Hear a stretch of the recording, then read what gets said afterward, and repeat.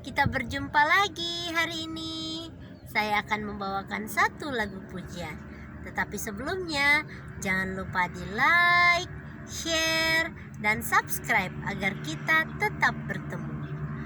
Berliku-liku kehidupan ini, jalan mana yang harus ku lalui? Rintangan dan cobaan selalu menghalangi. Bila ku ingin datang padamu, ku layangkan pandang di awan-awan.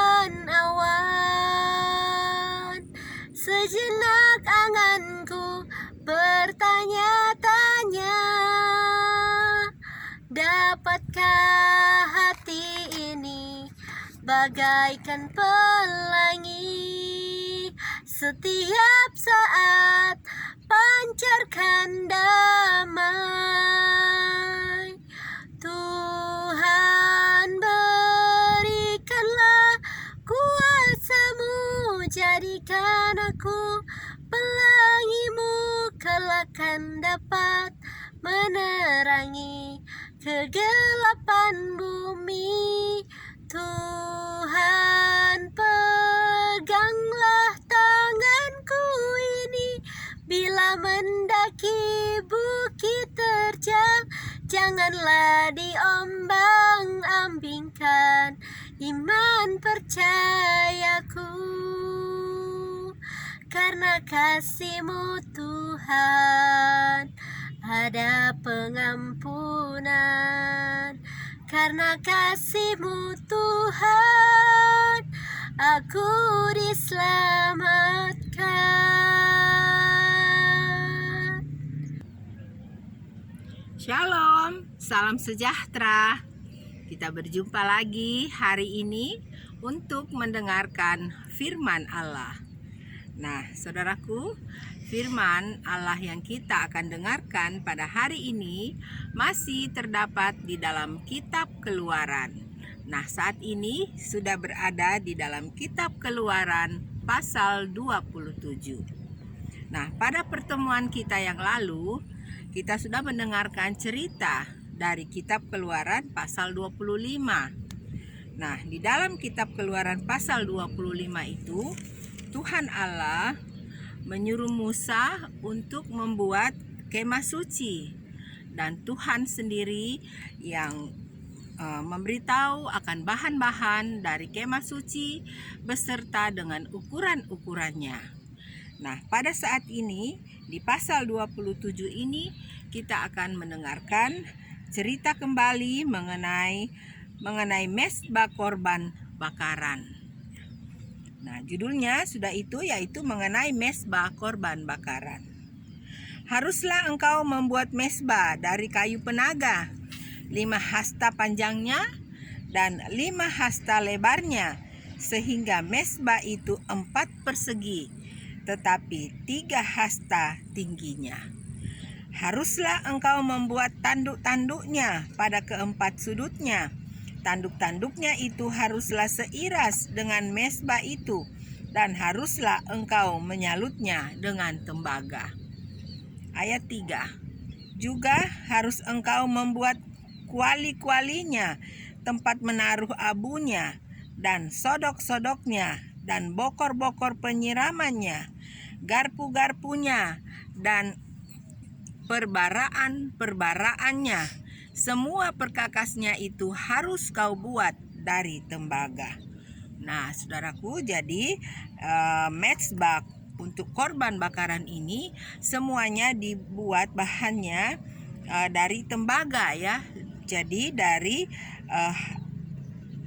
kayu penaga kemudian dilapis dengan tembaga. Nah, selanjutnya ayat 4. Haruslah engkau membuat untuk itu kisi-kisi, yakni jala-jala tembaga, dan pada jala-jala itu haruslah kau buat 4 gelang tembaga pada keempat ujungnya. Haruslah engkau memasang jala-jala itu di bawah jalur mesbah itu, mulai dari sebelah bawah sehingga jala-jala itu sampai setengah tinggi mesbah itu. Haruslah engkau membuat kayu-kayu pengusung untuk mesbah itu, kayu-kayu pengusung dari kayu penaga, dan menyalutnya dengan tembaga. Kayu-kayu pengusungnya itu haruslah dimasukkan ke dalam gelang-gelang itu, dan kayu-kayu pengusung itu haruslah ada pada kedua rusuk mesbah itu, waktu mesbah itu diangkut. Mesbah itu harus kau buat berongga dan dari papan seperti yang ditunjukkan kepadamu di atas gunung itu. Demikianlah harus dibuat mesbah itu. Nah, saudaraku, jadi rupanya mesbah korban tempat bakaran ini itu juga dibuat dengan di kiri kanannya harus ada gelang-gelang ya, gelang-gelang, dan dibuat juga kayu dari kayu penaga, yaitu sebagai pengusung ya. Jadi apabila mereka berpindah dari satu tempat ke tempat yang lain, maka mesbah korban bakaran ini juga bisa dibawa dengan cara diusung karena ada kayu pengusungnya ya. Jadi sama dengan meja dan juga sama dengan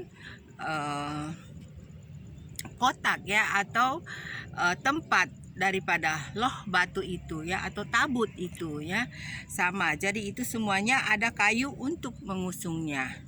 Nah, selanjutnya kita akan mendengarkan apa lagi yang dikatakan di ayat 9. Judulnya adalah mengenai pelataran. Haruslah engkau membuat pelataran kemah suci. Untuk pelataran itu pada sebelah selatan harus dibuat layar dari lenan halus yang dipintal benangnya, 100 hasta panjangnya pada sisi yang satu itu.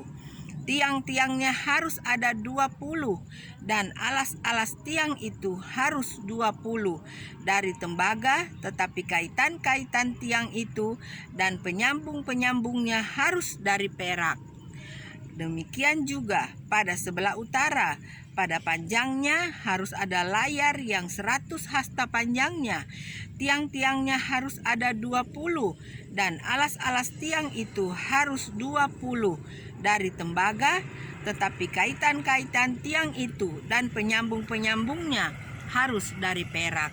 Nah, jadi saudaraku, mengenai pelataran ini dikatakan tiang-tiangnya itu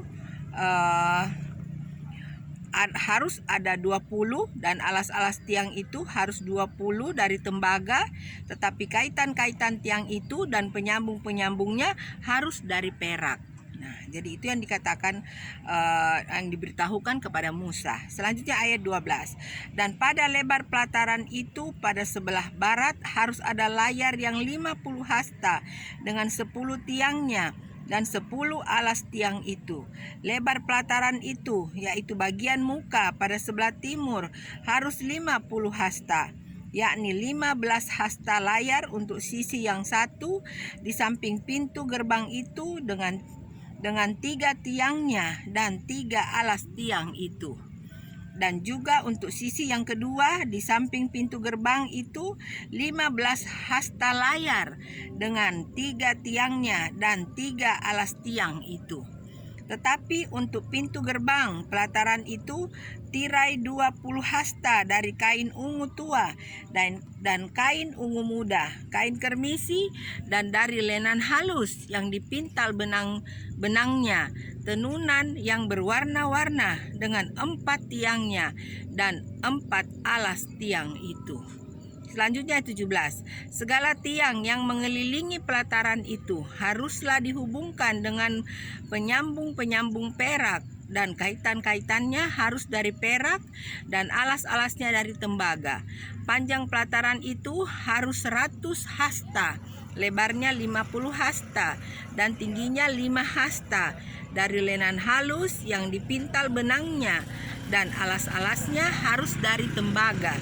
Adapun segala perabotan untuk seluruh perlengkapan kemah suci dan juga segala patoknya dan segala patok pelataran, semuanya harus dari tembaga. Wah, jadi luar biasa saudaraku ya.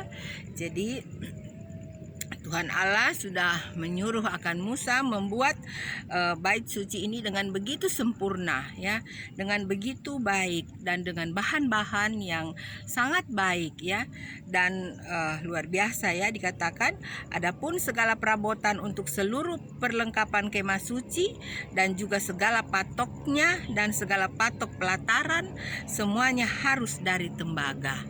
Nah, kalau alat-alat yang berada di dalam bait suci itu semua daripada emas. Nah, selanjutnya saudaraku, kita akan mendengarkan di ayat 20. Judulnya mengenai minyak untuk lampu.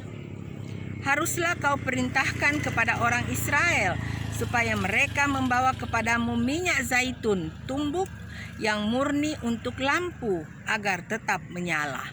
Nah, jadi kita sudah ketahui di pasal yang lalu bahwa ada lampu atau pelita, ya, yang dipasang di dalam bait suci dan harus ada minyak. Dan minyaknya itu terdiri dari minyak zaitun atau buah zaitun yang ditumbuk sehingga keluar minyaknya. Dan minyak itu dipakai untuk menyalakan lampu, ya, di dalam kemah suci. Ayat 21 sebagai ayat yang terakhir. Di dalam kemah pertemuan di depan tabir yang menutupi tabut hukum, haruslah Harun dan anak-anaknya mengaturnya dari petang sampai pagi di hadapan Tuhan. Itulah suatu ketetapan yang berlaku untuk selama-lamanya bagi orang Israel turun-temurun. Nah, saudaraku, jadi dikatakan di sini bahwa anak-anak daripada Harun itu dipercayakan oleh Tuhan Allah untuk mengatur tata cara penyembahan di dalam bait suci itu, ya. Jadi anak-anak Harun yang bertugas untuk mengatur, ya, dikatakan Harun dan anak-anaknya mengaturnya dari petang sampai pagi di hadapan Tuhan.